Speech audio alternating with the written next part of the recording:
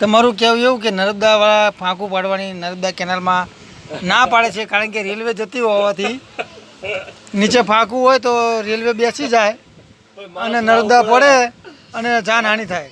તો તમારું નર્મદા વાળા સાહેબ તમારું શું કહેવું છે? નીચે પુલ બનાવવો પડે 500 મીટર વાળો, કાલ આવી જશે. તમારું ભાઈ આમ જનતા તમારું શું કહેવું હોય?